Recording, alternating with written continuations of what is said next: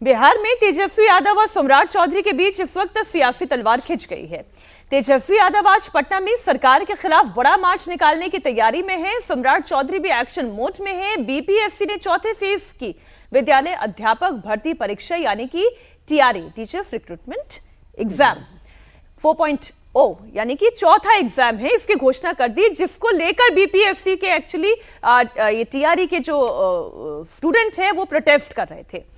इधर झारखंड की बात करें, जो दूसरी तस्वीर आप देख रहे हैं, छात्रों के आंदोलन के बीच हेमंत सोरेन ने बड़ा फैसला लिया और 39 परीक्षाएं रद्द कर दी गई, जबकि 6 परीक्षाओं को अगले आदेश तक के लिए स्थगित रखा गया है। अब इसे लेकर नौकरी गंवाने वाले अभ्यर्थी भी सड़क पर आ गए हैं। तो एक एक करके बिहार की भी बात करेंगे और झारखंड की भी बात करेंगे, और पहले बात बिहार की होगी। पटना के गर्दनी बाग में छात्रों के प्रोटेस्ट के बीच आज आरजेडी के लोक भवन मार्च की तैयारी है। सुबह 11 बजे जेपी गोलंबर गांधी मैदान से तेजस्वी का ये मार्च शुरू होगा। इसे लेकर आरजेडी ने बड़ी तैयारी भी की। आरजेडी के हल्ला बोल और पटना के गर्दनी बाग में छात्रों के प्रोटेस्ट के बीच बिहार सरकार एक्शन मोड में भी है। अपने राजभवन मार्च से पहले तेजस्वी यादव ने गर्दनी बाग में छात्रों से मुलाकात की, उनके आंदोलन को सपोर्ट किया। आज तेजस्वी यादव के मार्च में सिवान प्रोटेस्ट के दौरान AK-47 के इस्तेमाल को भी मुद्दा बनाया जाएगा। पहले एक बयान सुन लें, फिर करेंगे चर्चा। पेपर लीक पर जवाबदेही सुनिश्चित होनी चाहिए। परीक्षा की पवित्रता बरकरार रहनी चाहिए। एग्जामिनेशन सिस्टम में पारदर्शिता सुनिश्चित हो। AK-47 चलाने का आदेश देने वाले अधिकारियों का निलंबन हो। मुख्यमंत्री चुप क्यों हैं? अब तक न्यायिक जांच का आदेश उन्होंने क्यों नहीं दिया? तो ये हम लोगों का जो है मुख्य मांग है। लोकतांत्रिक तरीके से शांतिपूर्ण मार्च है। अब तेजस्वी के मार्च से पहले सम्राट चौधरी ने बड़ा दांव खेल दिया। टीचर्स की भर्ती का नोटिफिकेशन जारी कर दिया। बिहार लोक सेवा आयोग ने चौथे चरण की भर्ती अधिसूचना जारी की। टीआरई 4 के तहत 32,388 पदों पर भर्ती की जाएगी। पटना के गर्दनी बाग में छात्र हालांकि अभी भी धरने पर हैं। अब छात्रों ने पीटी और मेंस की जगह सिर्फ एक परीक्षा की मांग की है। बहाली की नोटिफिकेशन जारी होने के बाद भी धरना जारी रखने का ऐलान किया है। वहीं परीक्षा में नेगेटिव मार्किंग भी खत्म करने की मांग कही जा रही है। एक बयान और सुनें। नहीं, राजभवन मार्च करें, अब नेता प्रतिपक्ष उनको अधिकार है, लेकिन आप एक चीज बताइए, कोई ऐसा घटना बता दीजिए जिसमें सरकार संवेदनशील ना हो। माननीय मुख्यमंत्री जी हर घटना को वॉच करते हैं और तुरंत कार्रवाई। आपने देखा सिवान के डीएम और एसपी दोनों का तबादला हो गया। तो ये तो हमारे लिए हमारा ये एसओपी है, जहां गड़बड़ी होगी वहां कार्रवाई होगी। लेकिन तेजस्वी जी को गंभीर होना चाहिए। तेजस्वी जी बिहार के नेता प्रतिपक्ष हैं। तेजस्वी जी को बिहार के दुख दर्द से अपने आप को जोड़ना पड़ेगा। असेंबली चलता है, नेता प्रतिपक्ष गायब, और अब आके फोटो सेशन करा रहे हैं।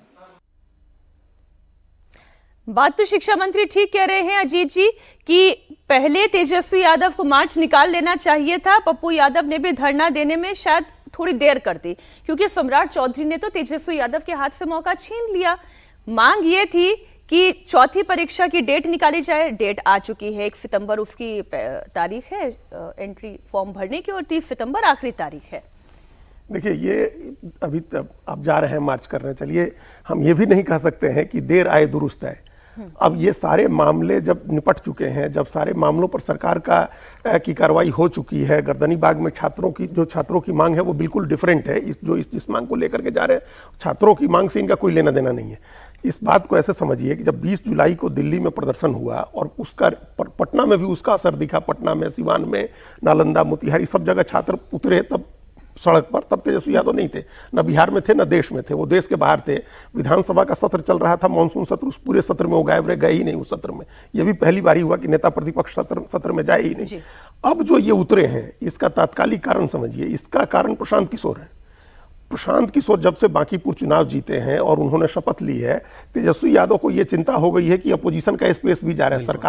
सरकार में आने की संभावना तो काफी पहले से कम हो गई है, लेकिन अपोजिशन का स्पेस भी जा सकता है। और एटलीस्ट परसेप्शन के लेवल पर, नैरेटिव के लेवल पर, बिहार के लोगों के इमेजिनेशन के लेवल पर वो अपोजिशन का स्पेस प्रशांत किशोर ने कैप्चर कर लिया है।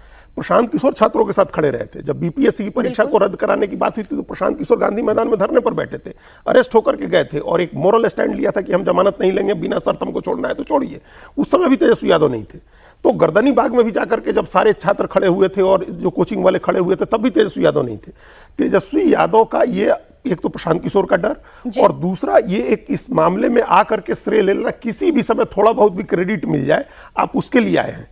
इसमें आपके इनकी पॉलिटिक्स में कंसिस्टेंसी की सबसे ज्यादा कमी जिस चीज की है वो कंसिस्टेंसी की है, छात्रों के साथ खड़े होने के लिए। देखिए राहुल गांधी कम से कम ये क्रेडिट तो लेंगे ना कि हमने हेमंत सोरेन को चिट्ठी लिखी। तेजस्वी ने क्यों नहीं चिट्ठी लिखी? तेजस्वी ने क्या, झारखंड में आंदोलन चल रहा था, उनके भी मंत्री उसमें बातचीत करने वाली टीम में थे, उनके 4 विधायक, उन्होंने वहां के छात्रों से क्या दिखाया अपने आप को जोड़ा। आरजेडी तो देखिए बिहार में भी लेट हुई और झारखंड में तो उसने कुछ किया ही नहीं। बिल्कुल।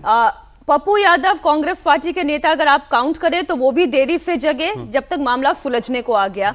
रही बात, मैं एक बार चिराग पासवान की पॉलिटिक्स पर भी छोटी सी बात कर लेती हूँ सचिन जी। वो भी एक प्रेशर ग्रुप की तरह काम कर रहे हैं लगातार सरकार के अंदर रहते हुए ही। कल की चिट्ठी तो आपने भी पढ़ी बिल्कुल बिल्कुल लेक्चरर्स को लेकर। बिल्कुल। और देखिए चिराग पासवान की पॉलिटिक्स अगर आप देखें, एक बिहार की राजनीति में आप देखें कि नीतीश कुमार के आने के बाद लगा कि बिहार जैसे रस्टिक लैंग्वेज वाले स्टेट में जो पॉलिटिक्स में नीतीश मृदुभाषी थे, सही संयमित बोलते थे जब तक वो स्वस्थ थे, सब कुछ थे।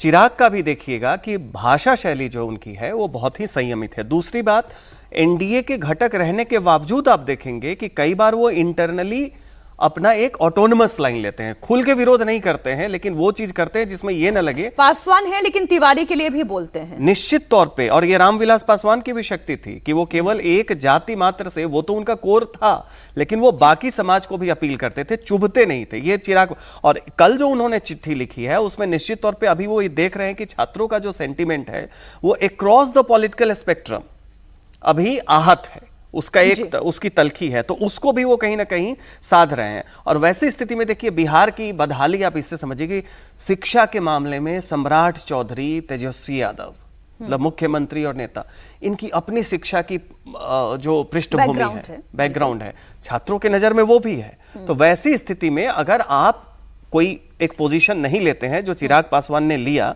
तो फिर आप भी उसी कटघरे में गिने जाएंगे। आप जेएनसी को अगर अप्रोच कर रहे हैं तो जो चिराग पासवान कर रहे हैं वो सूट करता है पॉलिटिक्स को, उनकी भी। और सम्राट चौधरी को तो प्रोएक्टिव होना ही पड़ेगा निश्चित, क्योंकि दूध का जला तो छाछ भी फूंक कर पीता है और दिल्ली में ये सबने झेला है, देखा है।